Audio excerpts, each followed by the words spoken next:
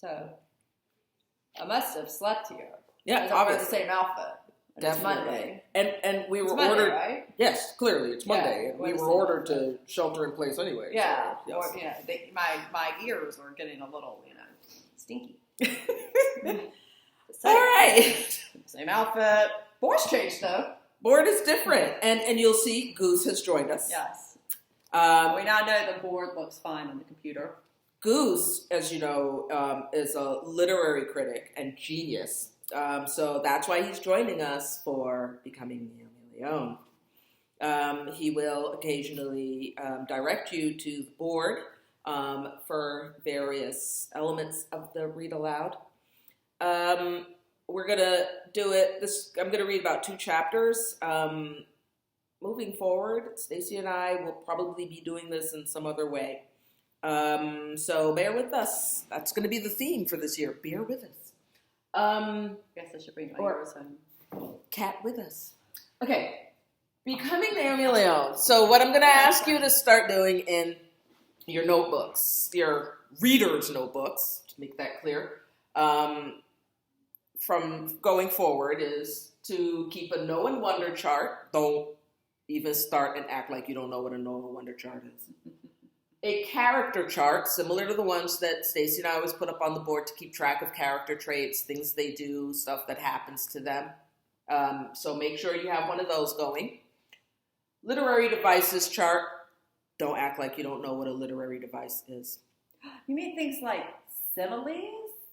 Yes. And alliteration? Metaphor. And metaphors? Onomatopoeia. Did you say personification? No, I did not. Personification? Personification. Okay. I remember all of those. So keep track of all of those things that you notice as we read along.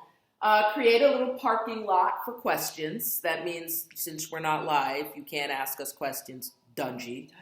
And Dungy with the questions. So keep a little parking lot where you have some questions that you can maybe email to us later that we can answer in our next installment. But not after 4. Please, not after 4. But not after 4. I can't. I just can't. That is my magnet. And it can't be a what does this word mean? Because you can Google it. Do not ask us questions you can Google. Exactly. A predictions page so that as you're reading, you go, ooh, I bet you this is what's going to happen. This will be for Jared. Jared, all of your conspiracy theories can go on your predictions page. Oh, miss that. Okay? Miss that. He has the best. Like, not I know. all of you have the best, but man, Jared always comes up with stuff. I'm like, never thought of that. Yeah. Thanks, Jared. I'm going to miss that. So make sure you're starting one of each of these. Maybe you want to use some chart paper at home and put it up like a classroom setting. You can use your notebook and create a page for each of these. Anything that's going to work for you and make you feel like you're in a comfortable enough space to do this. Mm-hmm. So if you're in a rolly chair at school, find a rolly chair you could be in at home. If you sit at your desk, because you're lucky enough to have your desk, find a desk to sit in. Wherever makes you comfortable. Beanbag. Bubble butt. Anyway. Oh, yeah. I was like, what? I forgot about the bubble, bubble butts. butts. Oh, God. Yeah, I don't know how those are home. Oh, my God. I know you guys like hopping up and down all over the house. Okay. During the read aloud, can you please not whistle? Thanks. Oh, no. You can whistle all you want because you just want to drive other people crazy. Okay. So the way the chapters are titled is by collectives, collective nouns. And you'll figure out what that is as we go along. A rabble of yesterdays. I always thought the biggest problem in my life was my name, Naomi Soledad Leon Outlaw. But little did I know that that was the least of my troubles, or that someday I would live up to it. It had been a double month of Sundays since Graham, Owen, and I were knitted together, snug as a new mitten. I can point a stick, though, at the exact evening we started to unravel, at the precise moment when I felt like that dog in an old Saturday morning cartoon, the one where the mutt wears a big woolly sweater and a fox runs up and pulls a hanging down piece of yarn. Then the fox races off with it, undoing the tidy stitches one by one. Pretty soon the poor dog is bare to its skin, shivering, and all that had kept it warm is nothing more than a bedraggled string. There's a lot of noise outside. Should I shut the door? You know what? I can just roll right over there. Go and do roll that. over and shut the door. So much noise out there. Would It's not that be a read flash aloud. We're not across the hall. shutting the door. And it smells. You can't smell it, but somebody's making a really good lunch right now. It smells good. And we're back. Okay. Chapter 1, A Paddling of Ducks. There's a lot of animal themes in here. Keep track of that, too. There we were, minding our lives with the same obedience as a clock ticking. A few weeks earlier, the sun had switched to its winter bedtime. So even though it was early evening, the sky was dark as pitch pine, or as pine pitch. That meant that Graham, Owen, and I couldn't sit outside on the white rock patio. Instead, we had to crowd around the drop-down table in the living room / kitchen of Baby Beluga. That was what Graham called our Airstream trailer. She was the absolute expert at calling things what they resembled. And though it looked like a miniature whale next to all the, and thought it looked like a miniature whale next to all the double wides at Avocado Acres Trailer Rancho. The trailer park was called this because it was surrounded on 3 sides by the largest avocado ranch in Lemon Tree, California. The name Lemon Tree did not appeal to Graham's sense of description because, as she pointed out, there wasn't a stick of citrus in sight. A giant plastic lemon did sit on a pedestal at the Spray and Play, a combination car wash, deli, playground, and one of our favorite places. That lemon was a tribute to the fact that there used to be fruit orchards in San Diego County before the builders came and put a house on every scratch of spare dirt, except for the avocado grove, which was smack in the middle of town and the last countrified land in Lemon Tree. Can I just point out, there's like already on that first page, it was alliteration twice. Yes. The stick of citrus, Mm-hmm. and then there was a duh. Sorry. This is how it's going to be. This is how it would be if you were in your class. Something you did, like the pine pitch. Pine pitch and so alliteration. There you go. We had already put away the dinner dishes from Wednesday chicken bake, and Owen started racing through his 2nd grade homework like a horse on a tear. Like a horse on a tear. People were usually fooled by his looks and thought he was low in school due to being born with his head tilted to one side and scrunched down next to his shoulder. It had straightened a little after 3 surgeries at Children's Hospital, but he still talked with a permanent frog voice because of something inside being pinched. One of his legs was shorter than the other, so he walked like a rocking horse. But other than that, he was just fine. Contrary to people's first opinions, he got the best grades in his class. Graham, in her usual polyester pantsuit and running shoes, was doing her weekly hair set, rolling what little blue hair she had on those new bristle curlers that require no hairpins. I was not being mean about her hair. It really looked blue in the sunlight. And I mulled over my sorry situation at school, which was 3 boys in my 5th grade class who had decided that Outlaw was the funniest last name in the universe. They did not give me an ounce of peace. "Have you robbed any banks lately?" was one of their favorite sayings, along with jumping at me, throwing their arms up in the air, and yelling, "Is this a stick-up?" My teacher, Miss Morimoto, said to ignore them, but I had tried, and it did no good. I was fed up, so I was making a list of what I could say back to them that might be embarrassing. I wrote across the top of my notebook page, how to get boys to stop making fun of my name. I scooted my book in front of Graham to see if she had any ideas. "Naomi, I have lived with that name since I married your great-grandpa, rest his soul, almost 50 years ago, and I am due proud. Besides, there are worse things in life." Sounds like a grown-up thing to say. "But you don't go to Buena Vista Elementary," I said. She laughed. "That's true, but I can tell you that boys have not changed an iota, and they are hard to humble. You know my true feelings on the subject. How about writing, 'Those boys will not bother me'?" Graham said that when you thought positive, you could make things happen, and when it did happen, it was called a self-portrait. prophecy. If you wanted to be the best speller in the class, you said to yourself over and over, I am the best speller in the class. And then before you knew it, you were practicing and becoming it. It was sort of like magic, and Graham believed it to her bones. But it didn't always work the way I hoped. At one time, Owen and I were the only children in the trailer park. I thought positive every day for a month that more kids at Avocado Acres. But all that moved in was a family with a teenager and a brand new baby. Graham insisted my positive thinking had succeeded, but I had been greatly disappointed. Before I could write down Graham's suggestion, Owen sneezed. And it was a big one, the kind that sprinkled spittle and left his eyes all teary. Owen, you got it on my page, I said, smoothing my paper, which only smeared the wet spots. Sorry, he said, and then he sneezed again. Company's coming twice, said Graham matter of fact. It was another of her Oklahoma notions, and she had a million of them that she believed whole heart. This one being, if a body sneezed, someone would pay a visit. We already know for sure that Fabiola's coming over, said Owen. Fabiola Morales lived with her husband Bernardo just a stone's throw away in the middle of the avocado grove. Bernardo took care of the 300 trees, and in return he didn't have to pay rent on their tiny house. Fabiola and Graham were newly retired from Walker Gordon Department Store, where they had worked for 35 years as seamstresses, doing alterations with their sewing tables face to face.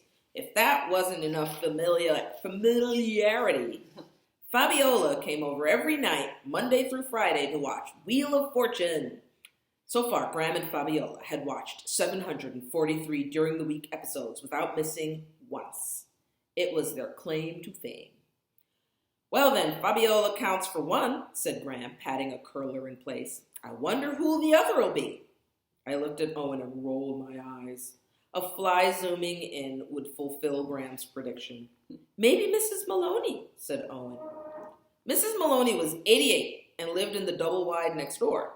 She came out every afternoon to water her cactuses, rocks, and cement bunnies. And only then did she come out for a visit. Graham said we could count on Mrs. Maloney for two things in life. One was wearing the same pink checked cotton robe every day. Favorite character. I suspected she had a dozen hanging in her closet. And the other was going to bed at 6 in the evening. Oh, goals. Nope, it won't be Mrs. Maloney. I said, it's past 6. Chewing on the end of my pencil, I got back to my list, which Graham said was one of the things I did best. I had all kinds of lists in my notebook, the shortest being things I am good at, which consisted of 1, soap carving, 2, worrying, and 3, making lists. There was my regular and everyday worries list, which included 1, Graham was going to die because she was old. 2, Owen would never be right. 3, I will forget something if I don't make a list. 4, I will lose my lists. And 5, abominations. I made a list of splendid words, types of rocks, books I read, and unusual names, not to mention the list I had copied, including baby animal names, breeds of horses, and my current favorite, animal groups from the complete and unabridged animal kingdom with over 200 photographs. Mr. Marble, the librarian and the absolute best person at Buena Vista Elementary, gave me the book yesterday when I walked into the library at lunchtime. He said, Naomi Outlaw, he always calls me both names, today is your lucky day. I have a treasure for you, and I've already checked it out on your card. I give this to you with a flourish. Then he scooped the book into his palms, knelt down on one knee, and held it out to me as if it was a box of jewels. I added flourish to my splendid words list. Mr. Marble allowed me and 2 other students to eat lunch at one of the oval library tables every day. It was breaking school rules to eat there, but Mr. Marble didn't mind. He just smiled at us, straightened his bow tie, and said, Welcome to the sanctuary. Sanctuary also went straight to splendid words. John Lee was one of the library lunch students. His parents owned Lemon Tree Donuts. He was the roundest boy at Buena Vista Elementary and one of the nicest. The other was Mimi Messmaker. Her name was on my unusual names list, along with Delaney Pickle, Brian Bearbrother, and Phoebe Lively. Mimi didn't hang out with all the other girls in our grade either, the ones who were always comparing makeup and going to sleepovers. She was nobody special at school, just like me, but she didn't know it. She had no use for me and once whispered, "Trailer trash," when I walked by. After that, I never said a word to her, and that suited us both. "Naomi," said Graham, "is there a page in your notebook titled Ways to Annoy My Graham? Because if there is, I'd appreciate it if you'd add your unruly bangs to that list." I quickly reached up and corralled a triangle of hair hanging in my eyes. I was trying to let my hair grow all one length, but in order to keep my bangs pinned back, I needed 3 clips on each side. Graham had taken to calling me Brown Shaggy Dog because of my wild mop and my predisposition to brownness. Eyes, hair, and skin. I took after the Mexican side of my family, or so I'd been told, and even though Owen was my full-blooded brother, he took after the Oklahoma lot. He did have brown eyes like me, but with fair skin and blonde hair and a bowl haircut that Graham called a Dutch boy. Due to my coloring, Owen called me the center of a peanut butter sandwich between 2 pieces of white bread, meaning him and Graham. "Thank you for making your old granny happy," said Graham, tucking a stray lock of hair behind my ear. "You're not that old," I said. She laughed. "Naomi, I'm your great-grandma, and according to most folks, I had no business raising you and Owen. Those who carried gossip said I had 1 foot in the grave and should have known better, but I took you on like spring cleaning anyhow. The joke was on everyone else because I got the prizes. That was my lucky day when I got you 2. Owen looked up from his binder. "Today's my lucky day. Guess what one of my spelling words is? Bicycle." Any coincidence in Owen's life, such as wanting a new bicycle and having the word show up on his spelling list, made him feel lucky. Whistling, he started writing bicycle over and over on a piece of paper.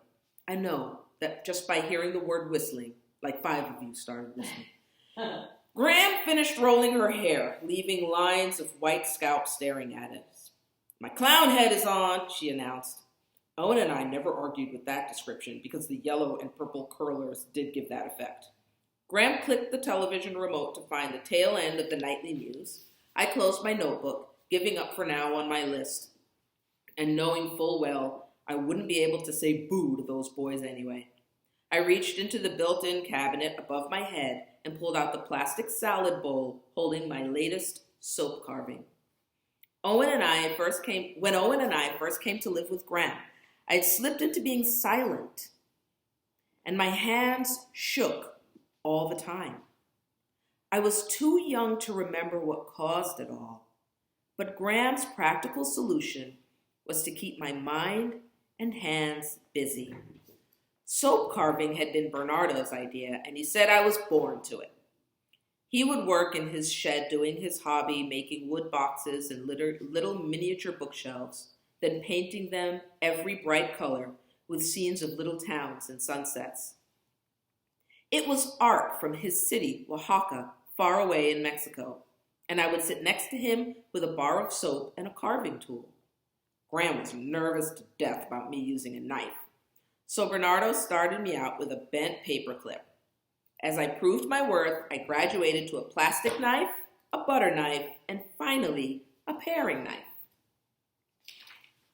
I picked up the partially carved duck and my knife from the pile of slippery shavings at the bottom of the bowl. I had already finished 2 other ducks, each a little smaller than the other, but I wanted a third for the shelf above the kitchen sink. I was never content to carve one of anything, preferring at least 2 or 3 for companionship of lions or a circle of bears. I pulled the knife across the bar of nature's pure white. The soap sloughed off easily into the bowl, looking like shredded white cheese. I scraped an arc, finishing off the curve of the back and up to the tail.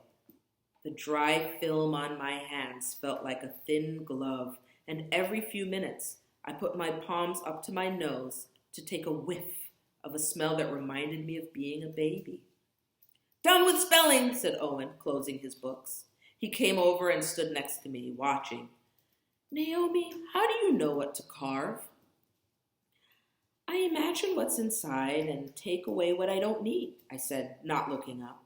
Slowly, I added the finishing touches to the duckling, scratching out the appearance of feathers with the pointy end of the knife.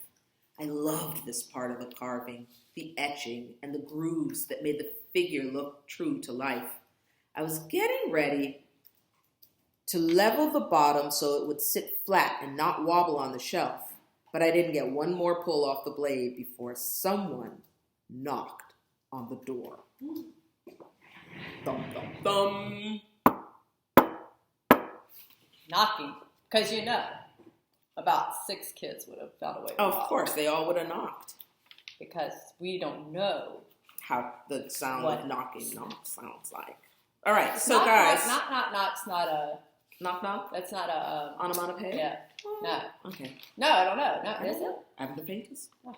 Is knock, knock an onomatopoeia? Let's Google that. Let us know. No, Also but not after Google- 4 o'clock. Sorry, just making that point. Also Google what an Airstream trailer is, if you don't know. And There was something else that they might not. yeah, I feel like there was another thing that seems very a trailer park. not understand city-like. if you don't know what a trailer park might look like. And whatever else you heard, you don't know. Yeah, Google it. Google that. Okay, so Or Bing. Naomi I feel has for Bing. Bing it. Bing. Second sentence. Ask Jeeves. Yeah, so Naomi does not like her name. And so I always ask kids when I read this book if they like their name. Where'd they get their name? Do they like their name? If they could change their name, what would they change it to? Naomi also says that she looks like her Mexican side of her family and that Owen, her brother, looks like the Oklahoma side of her family. And I always wonder if people have something going on like that, and if they feel like they look more like their mom, or do they look more like their dad, or grandpa, or, that kind of thing. For example, I think my son looks nothing like me, but many people would say that he does. But I think he looks exactly like his father, and but some people disagree with that and say he looks like me. He couldn't possibly be as handsome as I am. No? No. Anyway, so there's a knock at the door. Who do you think it is? Let's go over quickly before I'm going to do another chapter, but not right now because I'm already tired. But I want to kind of go over a couple of things that you can add to your character chart, which is Naomi, Graham, and Owen. And Naomi and Owen are brother and sister, and Graham is their great-grandmother, not their grandmother. That's an important element to the story. So on your character chart, add Naomi, Graham, and Owen.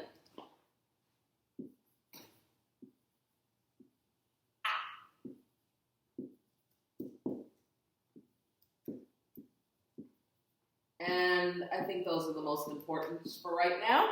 So make sure you get Naomi, Graham, and Owen on there.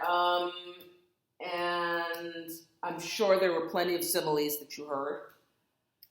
I had some parking lot questions. Who do you think is at the door? Ooh, I wonder who's at the door. Write down some things you know. Like, what do you know so far about Owen? There's a lot of description about Owen, so you should definitely add that. There's some description about Graham as well. And who is the narrator? Who's telling the story? That's a question I want you to think about. Who is telling? Let's see. Yay! just in case you missed it. The story. Look, it's totally walking out. Yes! This is always my favorite. Like, what is that? I don't mean, know. and then it moves stuff I around. know. But we're not going to have one of these at home, by the way, so take advantage of this now. I don't even have, I have no chalkboard, I have nothing, so. I'll work it out. I know, but I also am a I don't know. so you might work it out. I'll work out something. I don't know about Stacey. Yeah. Who is telling the story? That's what that says. Even though the smart board doesn't want to say that, maybe it's got a virus. All right. So, that's what you can work on for reading if you want to, for the reading time, and for reading response. Listening to this could count as your reading for the day. It shouldn't, but it could. You should definitely have an independent reading book that you're also reading and thinking about as well. It could not be a graphic novel. That could be cool. Goose, anything else you want to tell everyone? All right, there you go. You have that? Did you get it? Goose said, say it again. There you go. Okay? All right. Be well. Chapter 2.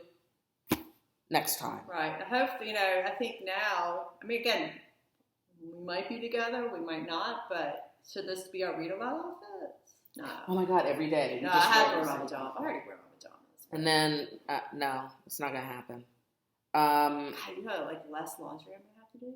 I know, because we're not going anywhere. Seriously, parents, if you're watching, this is what your parents see all day. Your kids see all day. Yeah, our inner monologue just comes out, and this is, Sorry.